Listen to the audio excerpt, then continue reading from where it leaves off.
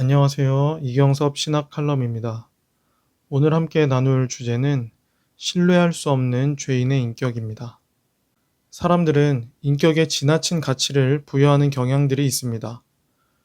누군가가 그분은 참 인격자야 라고 하면 껌뻑 죽고 그는 이중인격자야 라고 하면 그냥 몹쓸 사람으로 낙인 찍어버립니다. 그러나 이 단어의 정확한 개념을 아는 사람은 이 용어에 그렇게 신뢰를 주지 않을 것입니다.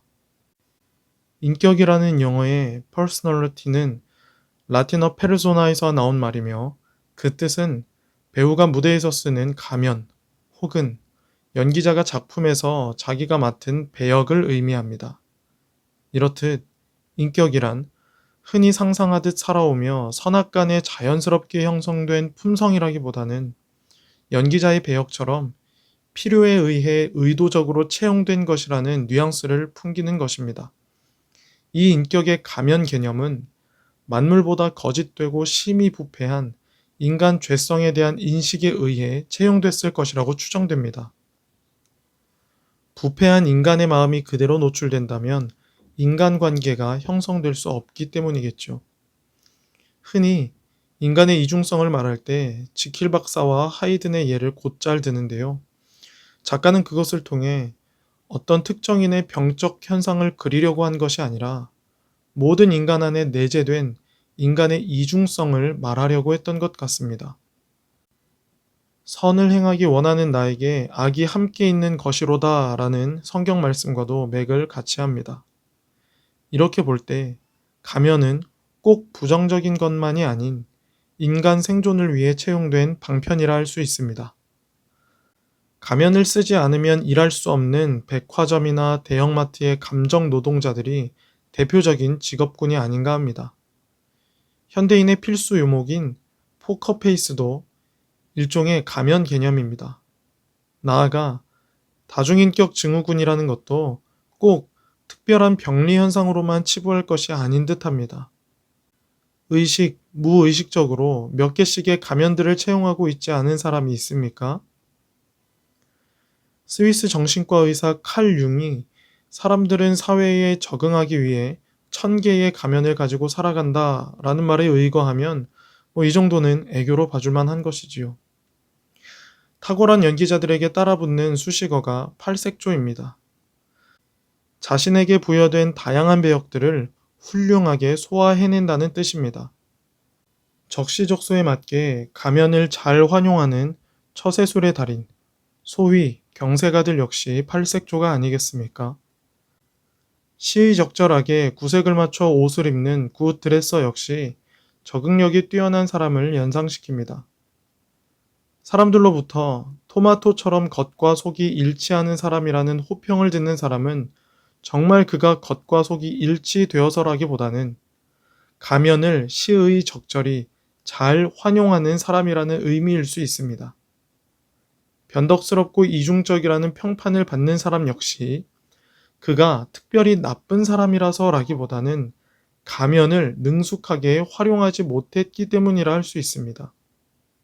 사람들은 일편단심일 것 같았던 부부나 친구가 하루아침에 변심을 한다거나 평소에 그렇게 신뢰를 주고받으며 우호적이었던 사람이 어느 날 갑자기 싸늘하게 등을 돌릴 때 어떻게 저럴 수 있나 라고 낙담하기도 합니다.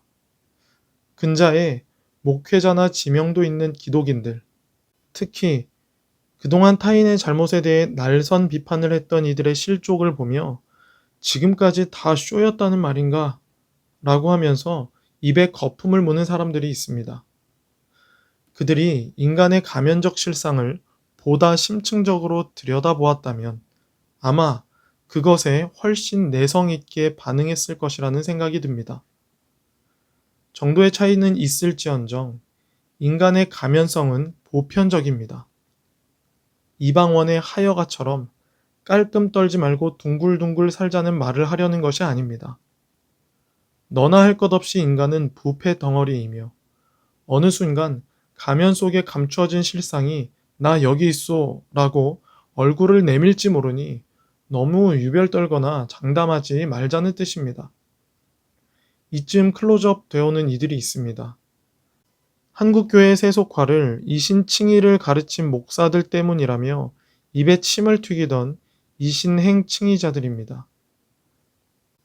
그들은 기독교인들의 실족을 인간의 부패성보다는 교리 탓으로 몰아붙였습니다. 그러나 근자의 사건들이 보여주는 사회적 경험치는 엄격주의를 고수한다고 느슨해지지 않는 것도, 은혜주의를 고수한다고 느슨해지는 것도 아니라는 것입니다. 엄격주의자도 은혜주의자도 모두 죄인이며 예외 없이 다 유혹에 취약합니다. 죄인은 등 따시고 배부르면 엉뚱한 생각을 하기 마련입니다. 이는 교회사가 가르치는 교훈이기도 한데요. 환란 때에 목숨을 걸고 신앙을 지켰던 산순교자들이 평안의 때에 어이없이 실족한 안타까운 사례들이 이것을 웅변해 줍니다. 그러니까 인간은 다 별 수 없다는 뜻입니다. 가면을 쓴 죄인은 자신의 유불리와 다양한 상황에 따라 언제든 자기의 감추인 민낯을 드러낼 수 있습니다. 표리부동하지 않고 영원토록 변하지 않는 분은 오직 그리스도 한 분뿐이십니다. 사람들의 호상에 혹할 것도 밉상에 실망할 것도 없습니다. 다 거기서 거기입니다. 이처럼 부패한 인간 실상을 아는 그리스도인들은 인간에 대한 신뢰를 거둬들입니다. 그가 자신에 대해 주목하는 것도 그리스도 안에서 지으심을 받은 새 사람입니다. 누가 자신을 치켜 세운다고 우쭐해하지 않으며 자신의 죄성을 직면해서도 지나치게 절망하지 않습니다. 그리고 그것을 가리려고 애써 가면을 채용하지도 않습니다. 이제 그것들은 그에게 모두 패싱입니다. 넘어졌다면 베드로가 그랬듯이 십자가를 의지해 벌떡 일어나면 됩니다. 그것 때문에 자기 연민과 자학에 빠지거나 그것과 노닥거리며 시간 낭비하지 않습니다. 만일 내가 원치 아니하는 그것을 하면 이를 행하는 자가 내가 아니요 내 속에 거하는 죄니라 라고 말한 사도 바울의 고백을 함께 공유하는 것입니다. 그렇다고 이것은 죄를 범하고 책임 회피를 하자는 것이 아닙니다. 죄인에게서 부패한 것이 나오는 것은 거름더미에서 구더기가 나오는 것과 같이 자연스러운 이치니 자신의 실수에 지나치게 낙심천만하지 않는다는 뜻입니다. 더 이상 죄의 교묘한 기만에 휘둘리지 않으며 그리스도 재림 때까지 모든 판단을 유보하고 오직 하나님만을 의식합니다. 또한 누가 자신을 표리부동하다고 비난해도 지나치다 생각하지 않습니다. 그것은 사실이며 육체를 입고 있는 한 죄와 의가 그 안에 공존한다는 것을 알기 때문입니다. 그는 루터가 말한 의인이며 동시에 죄인이라는 자아의 불일치와 거기에 따르는 갈등을 수용합니다. 이 점이 예수님 당시의 바리새인과의 차이점이기도 합니다. 바리새인들은 자신들의 행위적 의로 만든 짝퉁의가 자신의 진면목이고 그것이 자신들을 속속들이 의롭게 했다고 착각했습니다. 그러나 사실 그것은 그들의 여러 가면들의 또 하나의 가면을 추가한 것에 불과합니다. 대신 그리스도인들은 믿음의 의라는 진면을 덧입었습니다. 진면이라는 것은 그것이 영원한 그의 법적 신분이며 그리스도의 심판 때까지 유효성이 견지되기 때문입니다.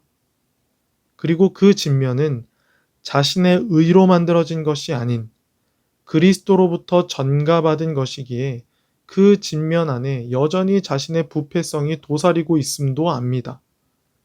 따라서 그는 자신의 표리부동을 인정하며 겸손해야 할 줄 아는 것입니다. 이처럼 인격의 라틴어적 가면 개념은 칸트의 인격주의 우상을 여지없이 깨뜨렸습니다. 예수님도 바리새인 서기관들의 짝퉁 의로 포장된 인격을 위선이라고 책망하며 그렇게 하셨습니다.